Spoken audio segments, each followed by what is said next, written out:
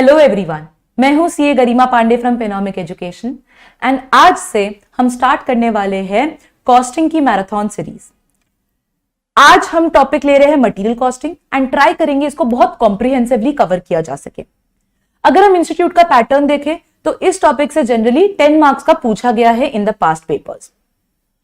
इस टॉपिक को अगर मैं ब्रेकअप करूं तो इसमें आता है मटेरियल कॉस्ट की क्या क्या खर्चे इंक्लूड होते हैं कॉस्ट ऑफ मटेरियल में, ईओक्यू क्या है, इन्वेंट्री का कॉस्ट कैसे कैलकुलेट करते हैं, अगर आपको कोई डिस्काउंट दिया जा रहा है बिकॉज ऑफ बल्क परचेज तो कौन सा ऑप्शन हमको सिलेक्ट करना चाहिए।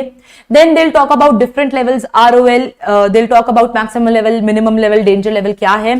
फिर बात की जाती है inventory turnover ratio, average inventory क्या होता है, स्टोर्स लेजर आपको बनाना सिखाएंगे जो आपने ऑलरेडी फाउंडेशन में कवर किया है फीफो वैम बेसिस पे, लीफो बेसिस पे।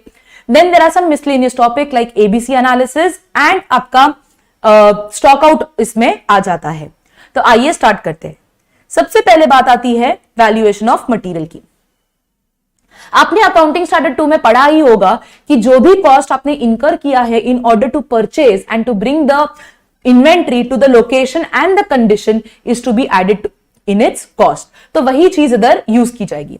ट्रेड डिस्काउंट की अगर बात करें तो फाइनेंशियल अकाउंटिंग में भी हम हमेशा उसको लेस करते हैं in order to identify our purchase value, so it is to be deducted. आपको कोई भी क्वांटिटी डिस्काउंट मिला है, बल्क डिस्काउंट मिला है तो उसका प्राइस भी आपका डिडक्ट हो जाएगा। Cash discount is not to be included in the cost. Cash discount होता है फाइनेंस चार्ज या फिर इंटरेस्ट कॉस्ट, तो it is not to be deducted from my cost of material. Then बात आती है सब्सिडी, ग्रांट्स की, इंसेंटिव्स की, तो उसका खर्चा आप डिडक्ट कर लोगे to identify your cost of material. आपने कोई भी अगर खर्चा पे किया है, रोड टैक्स हो गया, टोल टैक्स हो गया, वो इंक्लूड होगा अपने खर्चे में क्योंकि वो परचेज कॉस्ट का पार्ट है। जीएसटी की अगर बात की जाए इन जनरल, जीएसटी का अगर आप क्रेडिट उठा रहे हो तो आप कॉस्ट को डिडक्ट मत करो, कॉस्ट से उसको डिडक्ट मत करो। बट अगर आपको क्रेडिट ही नहीं मिल रहा तो वो आपके कॉस्ट का पार्ट है। So if you are taking credit, don't include it in the part of cost, but if you are not taking the credit then you will have to deduct it. Basic custom duty generally add की जाती है। फिर बात आती है penalty and charges की। कोई भी तरीके की पेनल्टी हो, कोई भी तरीका का चार्ज हो, आपको वो कंसिडर नहीं करना है। क्यों? क्योंकि इट इज एबनॉर्मल कॉस्ट। उसका नाम हो सकता है डेमोरेज, उसका नाम हो सकता है डिटेंशन चार्जेस, फाइन, पेनल्टी, कुछ भी नाम हो, आपको उसको इंक्लूड नहीं करना है। अदर एक्सपेंडिचर्स में इन्होंने बात करी है इंश्योरेंस चार्जेस की। इंश्योरेंस चार्जेस अगर परचेज के रिलेटेड है तो आप उसको ऐड कर देंगे अपने कॉस्ट में। कमीशन ब्रोकरेज आपने परचेज के लिए पे किया है तो उसको भी आप ऐड कर देंगे। फ्रेट इनवर्ड है वो भी ऐड हो जाएगा। कॉस्ट ऑफ कंटेनर्स में 3 केस है बेटा।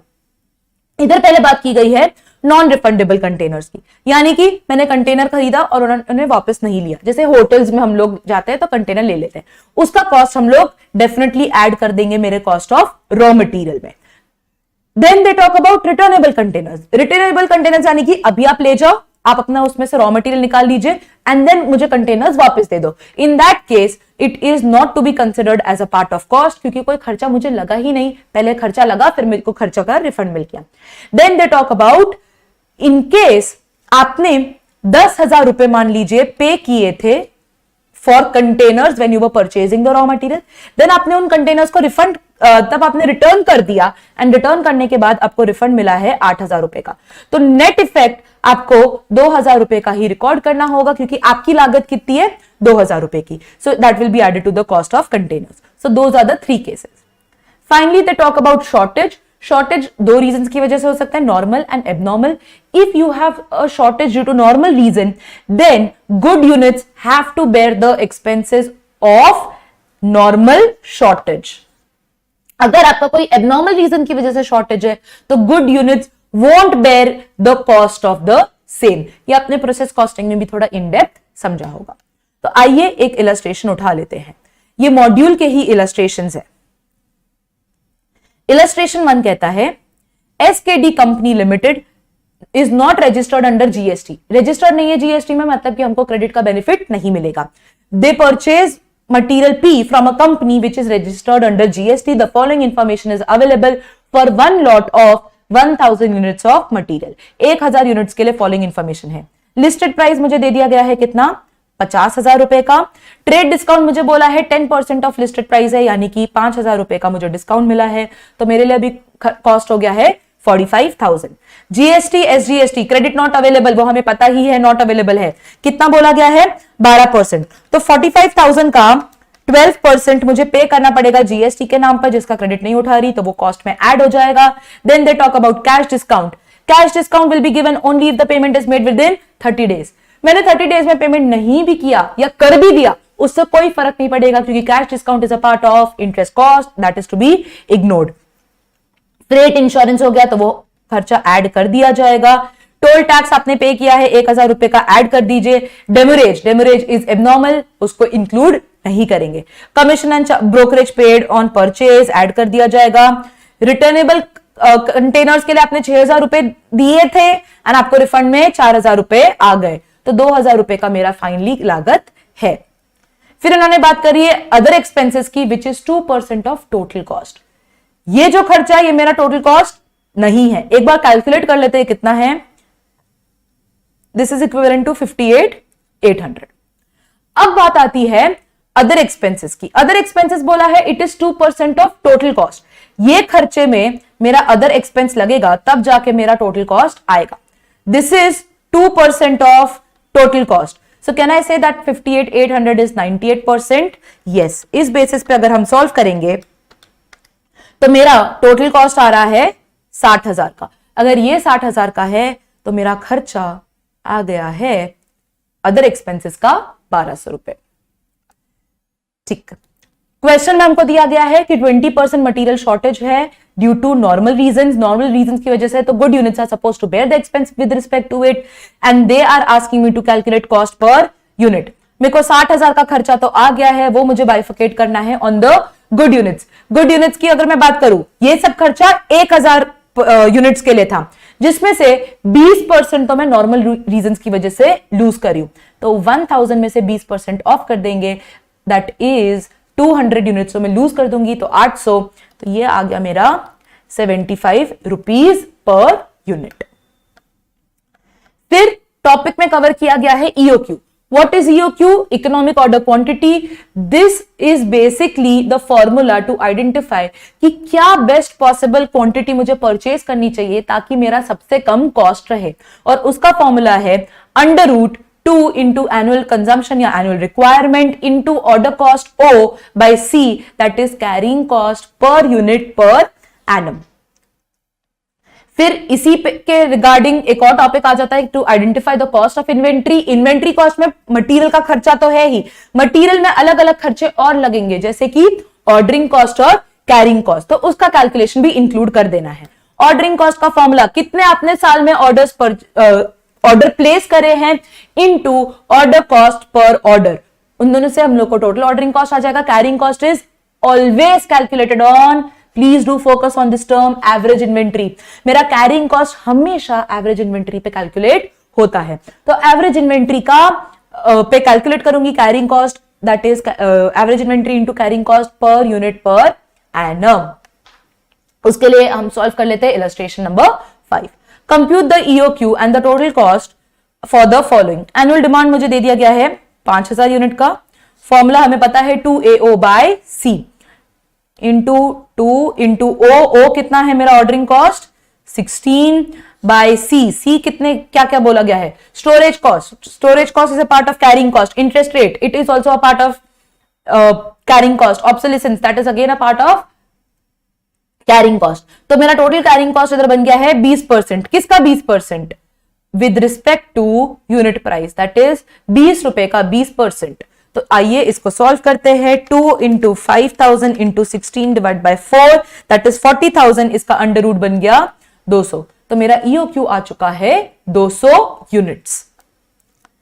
फिर हमें बोला गया है determine the total cost that would result for the items if the new price is 12.8। ठीक है, ये पार्ट आप अपने एंड से सॉल्व कर लीजिए, बट 200 यूनिट के लिए हम लोग अपना इन्वेंट्री का भी कॉस्ट आइडेंटिफाई कर लेते हैं।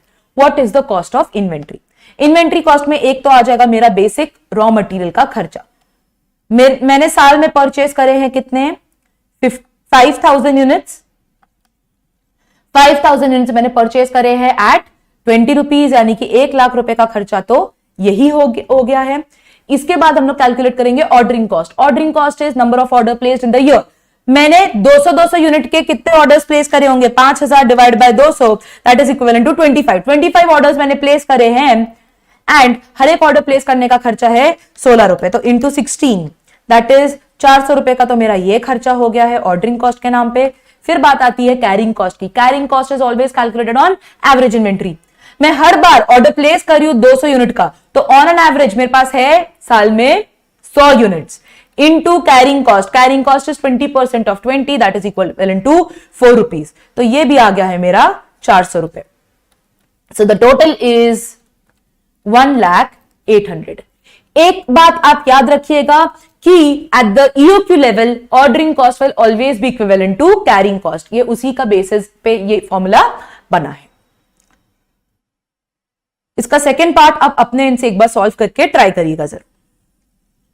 देन इसी में हमने बात करी थी कि डिस्काउंट के बारे में बोला जाएगा कि अगर आपके पास डिस्काउंट अवेलेबल है तो आपको कौन से क्वांटिटी पे परचेज करना चाहिए। तो उसी के लिए आप आ जाइए प्रैक्टिकल प्रॉब्लम नंबर 5 पर। EXE Limited has received an offer for quantity discount on its order of material as under। बोला है कि अगर आप 500 टन से कम खरीदोगे तो 1200, 500 से 1000 पे 1180 का आपको प्राइस मिलेगा। 1000 से 2000 के बीच में प्राइसिंग हम लोग को दे दी गई है। The annual requirement of material is 5000 ton. मुझे साल में 5000 टन की रिक्वायरमेंट है।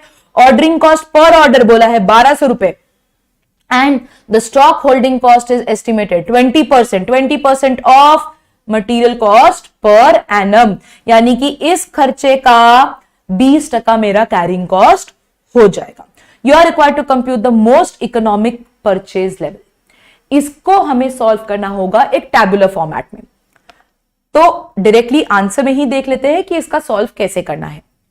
इसमें मुझे पता है कि साल में मैं हमेशा कोई भी केस हो मेरी टोटल रिक्वायरमेंट कितनी होगी 5000 यूनिट्स की। सबसे पहले केस में बोला है लेस देन 500 यूनिट्स पे मुझे प्राइसिंग मिलेगी 1200 की। तो बस अजम्पशन ले लिया मैंने कि 400 यूनिट पे कैलकुलेट करते हैं क्या कॉस्टिंग आएगी मेरी। तो इधर हम लोग ने कंसिडर करा है ऑर्डर साइज टू बी 400। 5000 मुझे चाहिए ऑर्डर साल टोटल क्वांटिटी और हर एक ऑर्डर में मैं 400 टन प्लेस कर रही हूं। तो ऐसे कितने नंबर ऑफ ऑर्डर्स में प्लेस करूंगी? 5000 डिवाइड बाय 400, तो वो आ रहा है 12.5। So just we have rounded it off. क्यों? क्योंकि हमें पता है कि यार कोई भी 12.5 ऑर्डर प्लेस नहीं कर सकता, या तो 12 या तो 13। तो इन्होंने इसको कन्वर्ट कर दिया है 13 में। कॉस्ट ऑफ इन्वेंट्री यानी कि रॉ मटेरियल का खुद का खर्चा कितना होगा? 5000 साल में लगेंगे इंटू वॉट वैल्यू मुझे मिलेगा ये एट द वैल्यू ऑफ 1200, तो इंटू 1200 हम लोग ने कर लिया है, तो उसका ही खर्चा हो गया 60 लाख का। फिर बात करते हैं ऑर्डरिंग कॉस्ट की। Ordering cost is number of orders. कितने नंबर ऑफ ऑर्डर्स? 13। कितने रुपए पर ऑर्डर था? 1200, तो 13 इंटू 1200 किया, उससे आया 15,600। Carrying cost is always calculated on average inventory. Average inventory कितनी हो गई? हर बार 400 टन मेरे पास आएंगे, तो 400 बाय 2 दैट इज 200 एंड इधर मेरा कैरिंग कॉस्ट उन्होंने बोला है 20% ऑफ कॉस्ट। कॉस्ट मेरे को बोला था 1200 रुपए, 1200 का 20% हो गया 240, तो 240 आपका बन गया है कैरिंग कॉस्ट पर यूनिट। उससे मेरे को आया सीसी इक्विवेलेंट टू 48,000, तो टोटल कॉस्ट हो गया 60,63,600। ऐसे ही सेकंड केस को मैं बेस ले लूंगी अपना 500 यूनिट, फिर 1000 यूनिट का कैलकुलेशन, 2000 यूनिट का कैलकुलेशन, 3000 का कैलकुलेशन एंड 3000 से ज्यादा का कुछ भी आप फिगर एक बार ले सकते हैं। 500 पे 5000 टन मुझे चाहिए, तो मैं कितने ऑर्डर प्लेस करूंगी साल में? 10 ऑर्डर प्लेस करूंगी। उसकी कॉस्ट कितनी होगी? कॉस्ट ऑफ इन्वेंट्री 5000 टन मुझे चाहिए, किस वैल्यू पे मुझे मिलेगा? अगर मैं 500 टन परचेस करती हूं 1180 के वैल्यू पे, तो उससे मुझे कॉस्ट ऑफ इन्वेंट्री आ गया। फिर मेरा ordering cost number of orders into ordering cost per unit, तो 10 इंटू 1200, तो वो कितना आ गया? 12000। And then we'll talk about carrying cost is average inventory इधर कितनी है? 500 बाय 2 यानी कि 250 into carrying cost is 20% of your purchase price कितनी है? 1180, तो 1180 का 20% हो गया 236, तो उससे मुझे आ गया कैरिंग कॉस्ट। ऐसे ही उन्होंने सारे लेवल्स पे 1000, 2000, 3000 पे कैलकुलेट कर लिया है। इससे मुझे पता चल गया है टोटल कॉस्ट। बेस्ट मेरे लिए ऑप्शन क्या है, सबसे कम मेरा कब है, इस लेवल पे, यानी कि 1000 नंबर ऑफ यूनिट्स मुझे परचेज करने चाहिए। फिर इसी में इन्होंने दूसरा क्वेश्चन पूछा है, what will your answer be to the above question if there is no discount offered and the price per ton is 1500। हमें पता है कि जब डिस्काउंट अवेलेबल नहीं है, so the best quantity to be purchased should be your EOQ, तो हम बोलेंगे ईओक्यू पे इसको कैलकुलेट कर लीजिए। बहुत ही सिंपल सा फॉर्मूला है, अंडर रूट 2a, ए यानी कि एनुअल कंजम्पशन जो है मेरा 5000 इंटू ओ मेरा कितना है, ordering cost 1200 divide by carrying cost, carrying cost मेरा कितना है, कैरिंग कॉस्ट हो जाएगा 20% ऑफ 1500। इसको अगर हम सॉल्व करेंगे तो आंसर आ रहा है 200 यूनिट। सो 200 यूनिट मेरे इधर ईओक्यू आ जाएगा। इसके बाद हमने कवर किया है topic with respect two levels. Levels में सबसे पहला आता है reorder level, that is ROL, and this level basically tells me कि मुझे ऑर्डर कब प्लेस करना चाहिए, एंड इसका बेसिक फॉर्मूला है maximum consumption into maximum time. इसका एक और फॉर्मूला है which is safety stock plus average lead time consumption, and ये हमें लर्न करने की रिक्वायरमेंट है। इसका यूज कैसे होगा आगे समझेंगे थोड़ी देर में। Then we have the formula of minimum stock level. Minimum stock level मुझे यह बताता है कि मुझे कम से कम कितना स्टॉक मेंटेन करना चाहिए। हाइपोथेटिकली देखा जाए या थियोरेटिकली एक बार इग्नोर करे तो कम से कम कितना स्टॉक हो सकता है ऑर्गेनाइजेशन का, 0, इन्वेंट्री लेवल 0 हो सकता है। बट इधर हम कहना चाह रहे हैं कि कम से कम कितना होना चाहिए, तो वो है कि मैंने ऑर्डर कब प्लेस किया, मैंने ऑर्डर प्लेस किया है एट आरओएल लेवल। तो आरओएल लेवल पे मैंने ऑर्डर प्लेस किया, कितना ऑर्डर प्लेस किया, आरओक्यू प्लेस किया, लेकिन जब तक वो मुझे मिला उससे पहले मैंने ऑन एन एवरेज कितना कंजम्पशन किया होगा, so that is ROL minus average into average, and this becomes the formula of minimum stock level. इसी से मैं आरओएल का फॉर्मूला भी डिराइव कर सकती हूं, ROL is equals to minimum stock level plus average into average. तो इधर वही बात की गई है, तो ये आरओएल का फॉर्मूला नहीं, ये एक्चुअली मिनिमम लेवल का फॉर्मूला है। ठीक, फिर बात आती है मैक्सिमम स्टॉक लेवल कि ज्यादा से ज्यादा कितनी क्वांटिटी होनी चाहिए मेरे ऑर्गेनाइजेशन पे। ज्यादा से ज्यादा मेरे ऑर्गेनाइजेशन में हो सकती है आरओएल लेवल पे मैंने ऑर्डर प्लेस किया, कितना ऑर्डर प्लेस किया मैंने, आरओक्यू प्लेस किया, तो जैसे ही आरओक्यू आया आरओएल लेवल पे, लेकिन जब तक मेरे को आरओक्यू मिला यानी कि इकोनॉमिक ऑर्डर क्वांटिटी मिला, तब तक कम से कम मैंने कितना क्वांटिटी कंज्यूम किया होगा, that is minimum minus minimum into minimum. So maximum quantity कितनी हो सकती है, जब मैंने ऑर्डर प्लेस किया, जितना ऑर्डर प्लेस किया वो मुझे मिल गया, लेकिन उसके आने तक मैंने कम से कम कितना क्वांटिटी कंज्यूम कर लिया, that is minimum into minimum. So this becomes the formula of maximum stock level. Then we talk about average inventory. Average हमें पता है मैक्सिमम प्लस मिनिमम बाय 2, ये सिंपल फॉर्मूला है इसका एक और फॉर्मूला है जो हमें लर्न करना होगा, that is minimum stock level plus half of ROQ या फिर EOQ. Then they talk about danger level. Danger level यानी कि ये इमरजेंसी पीरियड के लिए मुझे ऑर्डर प्लेस करना पड़ेगा, that is average consumption into lead time for emergency purchase. इधर आप प्लीज नोट कर लीजिए maximum lead time for emergency purchase, यानी कि मुझे ज्यादा से ज्यादा कितना टाइम लग सकता है अगर मैं इमरजेंसी में भी ऑर्डर प्लेस करूं। इसी को अंडरस्टैंड करने के लिए जल्दी से इलस्ट्रेशन नंबर 7 पे आ जाते हैं। इलस्ट्रेशन नंबर 7 में हम लोगों को बोला है कैलकुलेट द डिफरेंट लेवल्स। ठीक है, reorder quantity is to be calculated on the basis of the following information. मुझे मतलब ईओक्यू या आरओक्यू भी कैलकुलेट करना होगा। Cost of placing order purchase is 20, number of units to be purchase in the year, ये मेरी A हो गया, ये मेरा ओ है। Purchase price inclusive of transportation cost is 50। ठीक है, एनुअल स्टोरेज कॉस्ट मुझे दे दिया गया है सी। ठीक है, तो भाई ईओक्यू तो निकाल लेते, 2AO by C that is under root 2A that is 5000 into O मेरा है 20 का, सी है 5 का, तो ये हो गया 20 इंटू 1000 इंटू 2 यानी कि 40,000। तो वापस से आंसर आया मेरा 200 यूनिट। ईओक्यू आ गया है मेरा 200 यूनिट्स की इक्विवेलेंट। लीड टाइम और कंजम्पशन का मुझे टेबल बनाना पड़ेगा इसके लिए, तो इधर बना लेते हैं। इधर मैं टाइम लिख रही हूं, इधर मैं क्वांटिटी या कंजम्पशन लिख रही हूं। Maximum, average and minimum. Maximum time मुझे बोला है भाई 15 दिन है, एवरेज टाइम 10 दिन है और मिनिमम 5 दिन है। क्वांटिटी के बारे में अगर देखा जाए तो मुझे बोला है कि कंजम्पशन मेरा एवरेज होता है 15 के हिसाब से, मैक्सिमम होता है 20 के हिसाब से, एंड मुझे पता है एवरेज क्या होता है, मैक्सिमम मिनिमम बाय 2, तो इससे मुझे मिनिमम मिल जाएगा 10। इसको आप वर्किंग नोट में दिखा दीजिएगा। ठीक है, ये टेबल हमने भर दिया है। अब बस हमें डिफरेंट लेवल्स आइडेंटिफाई करने हैं। Reorder level ROL, that is maximum into maximum, so 15 into 20 ये हम कर देंगे तो आया मेरा 3000 यूनिट। 3000 यूनिट पे मुझे ऑर्डर प्लेस करना होगा। फिर मुझसे पूछा है मैक्सिमम लेवल ज्यादा से ज्यादा कितना होगा, तो that is ROL plus ROQ minus minimum into minimum.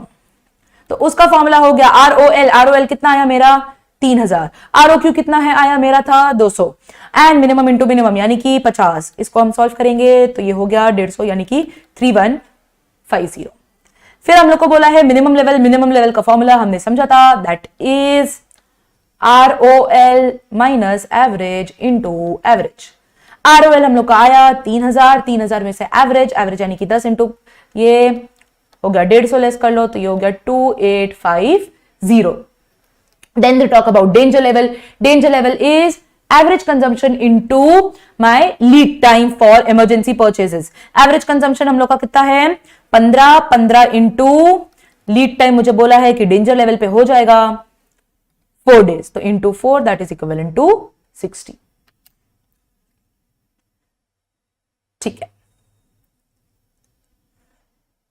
फिर बात की गई है इन्वेंट्री टर्नओवर रेशो की। इन्वेंट्री टर्नओवर रेशो अगर आप 11th 12th कॉमर्स बैकग्राउंड से हैं तो आपने सीखा होगा inventory turnover ratio is cost of material consumed divided by average stock. Average stock यानी कि क्या, ओपनिंग में कितना था, क्लोजिंग में कितना है, डिवाइड बाय 2। एंड देन हम लोग ये भी आइडेंटिफाई कर सकते हैं कि कितना टाइम लगता है मेरे इन्वेंट्री को टर्नओवर होने में। तो इन्वेंट्री टर्नओवर रेशो के बेसिस पे वो आइडेंटिफाई किया जाता है, दैट इज 365 और 12 मंथ्स, एक साल basically, divided by inventory turnover ratio. So इसको मैं बोल सकती हूँ cost of material consume divided by average inventory, and ये हो गया मेरा 365 divided by inventory turnover ratio. इसको भी समझने के लिए जल्द से जल्द एक क्वेश्चन सॉल्व कर लेते हैं। The following data is available with respect to material X for the year ended 31 March 2021। Opening stock मुझे बोल दिया गया है, परचेज बोल दिया गया है, क्लोजिंग स्टॉक दे दिया गया है। इससे भाई बहुत इजीली मैं अपना cost of material consumed identify कर सकती हूँ। Opening stock plus purchase minus closing stock, तो 90 plus 270 minus 110 that is equal to 2,50,000। COMC cost of material consume मेरा कितना है 2,50,000 divided by inventory turnover ratio के आइडेंटिफाई करने के लिए मुझे लेना है average inventory. Average inventory 90 plus 110 by 2 that is equivalent to 1 lakh. तो ये कितना हो गया 2.5 टाइम्स है मेरा इन्वेंट्री टर्नओवर रेशो। मतलब एक साल में ऑन एन एवरेज 2.5 टाइम्स मेरा इन्वेंट्री रोटेट होता है। हमें बोला है कि भाई number of days for which it is held, साल में होते हैं 365 डेज। 365 डेज डिवाइडेड बाय 2.5 मुझे करना है, दैट इज इक्विवेलेंट टू 146। तो इसका बेसिक मतलब यह है कि ऑन एन एवरेज में एक साल में 146 डेज तक इन्वेंट्री को होल्ड करती हूं, फिर जाके वो सेल होके वो कन्वर्ट होती है। ठीक है, देन स्टोर्स लेजर की बात की गई है। स्टोर्स लेजर आप लोगों ने फाउंडेशन में भी सीखा था, फीफो बेसिस पे प्रिपेयर हो सकता है, लीफो बेसिस पे, लास्ट इन फर्स्ट आउट, या फिर वेटेड एवरेज मेथड के बेसिस पे। इसको हम स्पेसिफिकली सॉल्व नहीं कर रहे, इधर आपका पहले भी कवर हो चुका है। इसके लिए आप गो थ्रू कर सकते हो इलस्ट्रेशंस पे। मिसलेनियस सम्स की अगर हम बात करें तो बात आती है स्टॉक आउट की। स्टॉक आउट बेसिकली वो टाइम होता है जब मेरे पास प्रोडक्शन करने के लिए स्टॉक बचा ही नहीं, ऐसी कोई भी सिचुएशन अराइज नहीं हो जाए, तो इसलिए मैं एक सेफ्टी स्टॉक आइडेंटिफाई करती हूं। और ये सेफ्टी स्टॉक आपने अभी कहां पढ़ा था, हमने पढ़ा था in order to calculate ROL level. So वही लॉजिक को अब हम लोग इधर अंडरस्टैंड करते हैं। उसके लिए बहुत अच्छा इलस्ट्रेशन है अपने मॉड्यूल में, इलस्ट्रेशन नंबर 8।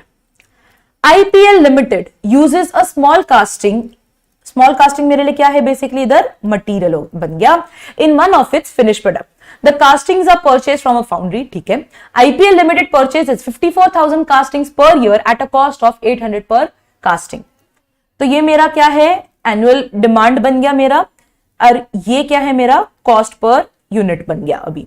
ठीक है, the castings are used evenly throughout the year, साल में मैं all throughout same quantity purchase करती हूँ, ऐसा नहीं कोई महीने ज्यादा प्रोडक्शन चाहिए, कोई महीने कम चाहिए, on 360 days per year basis, ठीक है। The company estimates that the cost of 9,000 rupees to place a single purchase order, ये क्या है मेरा ऑर्डरिंग कॉस्ट है, एंड 300 रुपए लगते हैं एज कैरिंग कॉस्ट, ठीक है। The high carrying cost result from the need to keep the casting carefully in control temperature and humidity conditions and from high cost of insurance, ठीक है। Delivery from the foundry generally takes 6 days. Generally कितने दिन में मेरा सामान आ जाता है, raw material आ जाता है? 6 डेज। तो ये मेरा मिनिमम है, मैक्सिमम है कि एवरेज है? एवरेज है। ऑन एन एवरेज 6 दिन में मेरे को डिलीवरी मिल जाती है, but it can take as much as 10 days. तो ये मेरा एवरेज है, ये मेरा मैक्सिमम बताया गया है, ठीक है। The days of delivery time and percentage of their occurrence are shown in the following tabulation. 6 दिन में ऑन एन एवरेज कब कितनी बार आ जाता है? 75% टाइम्स आ जाता है। 7 दिन में इधर लिखा तो 10% है, लेकिन कितने प्रतिशत मैं कह सकती हूं कि भाई 7 दिन में तो डिलीवरी हो ही जाएगी? तो सिर्फ 10% नहीं है, वो एक्चुअली कितना है? 85%। 8 दिन में तो भाई डिलीवरी हो ही जाएगी, ऐसा मैं कितनी परसेंट बोल सकती हूं? 90%। That is 85 + 5। 9 डेज में कितने डिलीवरी हो जाएगी? 95%, और इसमें 100%। तो बेसिकली ये 75, 10, 5, 5 क्यूमुलेटिव किया नहीं गया है, हमको इसको अंडरस्टैंड करना है from cumulative point of view. फिर मुझे बोला गया है कंप्यूट ईओक्यू। ईओक्यू कैलकुलेट करने का तो बहुत ही बेसिक सा तरीका हमें आता है। √2a, ए मेरा कितना है? मेरे को चाहिए कितने यूनिट्स? हमने आइडेंटिफाई किया था 54,000। तो 54,000 हम लोग कंसिडर कर लेते हैं। 54,000 यूनिट्स मुझे चाहिए। ऑर्डरिंग कॉस्ट मेरा आ गया है 9,000 पर ऑर्डर बाय सी मुझे बोला है कितना है? 300 है। इसको सॉल्व कर लेते हैं। 2 × 54,000 × 300, इससे मुझे आया है 1800 यूनिट्स। तो मेरा EOQ आ गया है 1800 यूनिट्स के इक्विवेलेंट, ठीक है। फिर मुझे बोला गया है assume the company is willing to assume 15% risk of being out of stock, what would be the safety stock and reorder point, ठीक है। मेरे को क्या बोला है कि भाई 15% तक का रिस्क में ले सकती हूँ of being out of stock. 6 days के एवरेज पे मैं बोल रही हूँ कि भाई 75% ऑफ द टाइम सामान आ ही जाता है, पर 25% ऐसे भी तो चांसेस है कि नहीं आता है। 75 पे 7 डेज में 85% तो सामान आ ही जाता है, बट 15% सामान नहीं भी आता। तो इधर जब मेरे को बोला जा रहा है कि 15% रिस्क, यानी कि मैं 7th डे की बात कर रही हूँ, मुझे बोला है कि मुझे सेफ्टी स्टॉक अब मेंटेन करने की रिक्वायरमेंट है। ऑन एन एवरेज जनरली कितने दिन में सामान आ जा रहा है? 6 दिन में तो आ ही जा रहा है। तो मुझे कितने एडिशनल डेज के लिए स्टॉक मेंटेन करना है? 7 दिन के लिए नहीं, 7 दिन तक का मैं रिस्क बेयर कर सकती हूँ, जिसमें से 6 दिन तक का तो सामान आ ही जाता है। तो बेसिकली 1 दिन का स्टॉक मुझे एडिशनली मेंटेन करने की रिक्वायरमेंट है। साल में मुझे चाहिए 54,000 यूनिट्स ऑफ कास्टिंग, एंड साल में इधर बोल दिया गया है आप मानिए 360 डेज। तो on an average every day मेरे को कितने यूनिट्स की रिक्वायरमेंट है? 150। तो मेरे को कितने स्टॉक मेंटेन करना पड़ेगा? मुझे मेंटेन करना है एक दिन के हिसाब से 150 यूनिट्स का स्टॉक। एवरी डे कितना कंजम्पशन है? 54,000 डिवाइडेड बाय 365। तो मुझे 150 यूनिट्स को मेंटेन करने की रिक्वायरमेंट है। 150 यूनिट्स को मेंटेन करने के लिए एक दिन के हिसाब से, ठीक है। तो मुझे बोला what is the safety stock, so that is my 150 units, and मुझे बोला है रीऑर्डर पॉइंट आइडेंटिफाई करो। रीऑर्डर पॉइंट का मैंने आपको एक और फॉर्मूला बताया था पहले, that was safety stock plus average into average. तो इस बेसिस पे हम इसको कैलकुलेट कर लेंगे। सेफ्टी स्टॉक मेरा एक दिन के हिसाब से है 150 यूनिट्स, और एवरेज इनटू एवरेज यानी कि ऑन एन एवरेज 6 दिन में तो आ ही जाता है, दैट इज 6 × एवरेज कंजम्पशन। तो मुझे पता है भाई 150 यूनिट्स का है। तो इसको सॉल्व कर लेते हैं। उससे मेरा आया 1050 यूनिट्स। नेक्स्ट थर्ड पॉइंट मुझे बोला गया है assume the company is willing to assume a 5% risk of being out of stock। मतलब मैं सिर्फ 5% चाहती हूं कि भाई मैं आउट ऑफ स्टॉक रहूं। तो क्या होगा मेरा सेफ्टी स्टॉक? और वो बहुत इजीली आइडेंटिफाई कर सकते हैं कि भाई 9 डे तक मेरा सामान आ जाना चाहिए, ठीक है। तो 6 दिन में ऑन एन एवरेज आ जाता है, मैं 9 डे तक की बात कर रही हूं। तो मेरे को कितने एडिशनल डेज का स्टॉक मेंटेन करना है? 9 - 6 that is 3 additional days. Every day मेरे को कितना कंजम्पशन ऑन एन एवरेज होता है 150 यूनिट्स का, तो मेरे को स्टॉक कितने एडिशनली मेंटेन करना पड़ेगा 450 यूनिट्स का स्टॉक मुझे एडिशनली मेंटेन करने की जरूरत है। क्यों? क्योंकि मैं इधर 3 दिन की बात कर रही हूं। तो 450 safety stock plus average into average, average into average था मेरा 900, तो इधर मेरा आ गया 1350 units is my reorder level. Fourth point, assume 5% stock out risk. What would be the total cost of ordering and carrying inventory for 1 year? इधर मुझे cost identify करने की जरूरत है। कॉस्ट तो मेरा ऑर्डरिंग कॉस्ट सेम ही होगा। क्यों? क्योंकि जब मैं बात कर रही हूं नंबर ऑफ ऑर्डर्स की, तो वो same number of orders place किए गए हैं। डिफरेंस आएगा कैरिंग कॉस्ट में। Why? Because now I am not just maintaining EOQ level on an average, but मैं 450 यूनिट्स का स्टॉक ज्यादा मेंटेन कर रही हूं because that is my safety stock. So अगर मैं ऑर्डरिंग कॉस्ट की बात करूं तो बहुत सिंपल कैलकुलेशन है भाई, मुझे चाहिए 54,000 यूनिट्स एंड मैं 1800 यूनिट्स मंगाती हूं ईओक्यू लेवल पे, तो टोटल मेरे 30 ऑर्डर्स प्लेस होंगे साल में। 1200 रुपए एक ऑर्डर का कॉस्ट है, तो वो बन गया मेरा 36,000 रुपए। कैरिंग कॉस्ट की अगर मैं बात करूं तो ईओक्यू को कैरी करने का कॉस्ट कितना 1800 यूनिट्स, बट उसको एवरेज आउट कर देती हूं। क्यों? क्योंकि साल में मेरे पास ऑन एन एवरेज 900 यूनिट होंगे into 300 rupees, that is my carrying cost per unit. But इसके अलावा all throughout the year मेरे पास 450 यूनिट्स ज्यादा होंगे मेंटेन करने के लिए, तो उसका 300 रुपए का खर्चा अलग से कैलकुलेट होगा। सो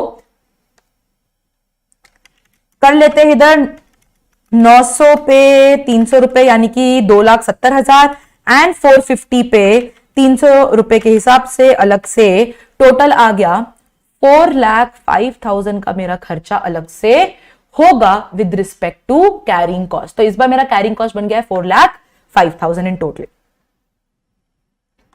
ठीक है, देन बात की गई है इधर पॉइंट नंबर 5 में, refer to the original data, assume that using process reengineering the company reduces its cost of placing the order to 600. In addition, the company estimates that when the waste and inefficiency caused by the inventories are considered, the true cost of carrying unit is 720 per year.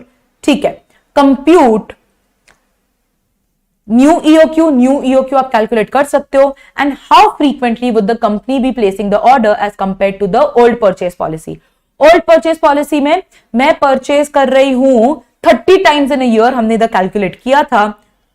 तो on an average अगर मैं 360 days लू 30 orders place कर रही हूं, तो मुझे पता चल रहा है कि एवरी 12th डे मेरा ऑर्डर प्लेस हो रहा है। ऐसे ही आप कैलकुलेट करोगे for the new EOQ, and that is it, you will just have to compare the two. जल्दी से एक बार देख लेते हैं इन्होंने क्या किया था। इन्होंने न्यू ईओक्यू कैलकुलेट किया, वो आ गया 300 castings, you are 300 units 54,000 units मुझे साल में चाहिए। 300 के हिसाब से मैं 180 टाइम्स ऑर्डर प्लेस करूंगी, एक साल में 180 टाइम्स ऑर्डर प्लेस करूंगी, तो मुझे पता चल रहा है 360 divide by 180, that is every 2 days में I have to place an order. पहले 12 दिन था, अभी 2 दिन है, तो बस उसको बता दिया गया है। फाइनली इसमें आ जाता है एबीसी एनालिसिस। एबीसी एनालिसिस में बेसिकली हम लोग कैटेगरीज डिवाइड कर रहे हैं इन्वेंट्री की। इन्वेंट्री में एक कैटेगरी वो आइटम्स है जो 70% ऑफ इन्वेंट्री वैल्यू कवर करते हैं, उनका वैल्यू बहुत हाई है, जबकि उनकी क्वांटिटी सिर्फ 10% के अप्रॉक्स होगी।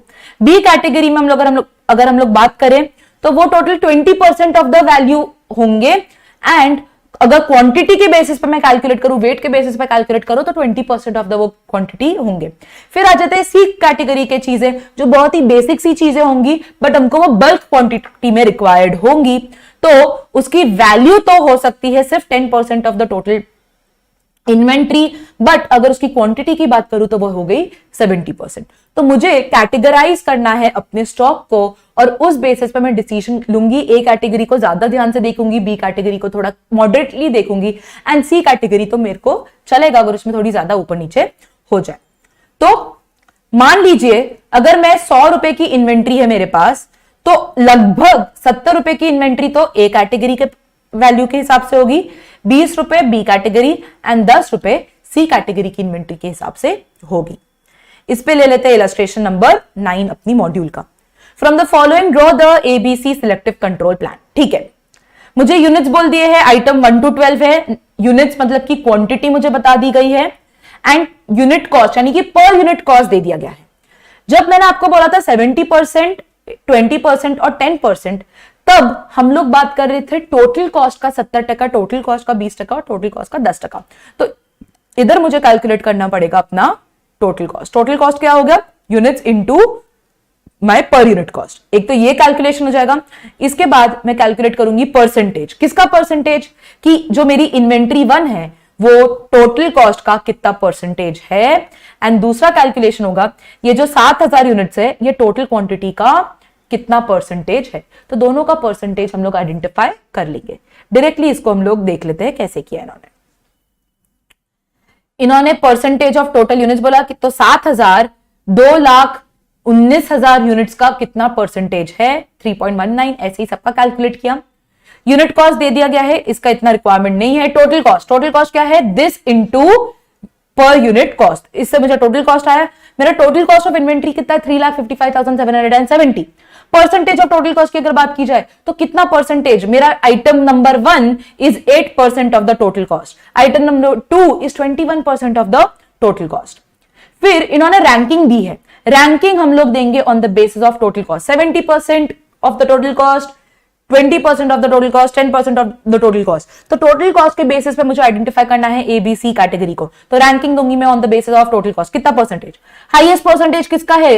प्रोडक्ट नंबर, आइटम नंबर 5 का, उसको मैंने रैंक 1 दे दिया। ऐसे ही मैंने इसको रैंक 2 दे दिया। नेक्स्ट 21%, फिर 20%, that is item number 3, item number 4, item number, फिर रैंकिंग नंबर 5 दी है 12th आइटम को।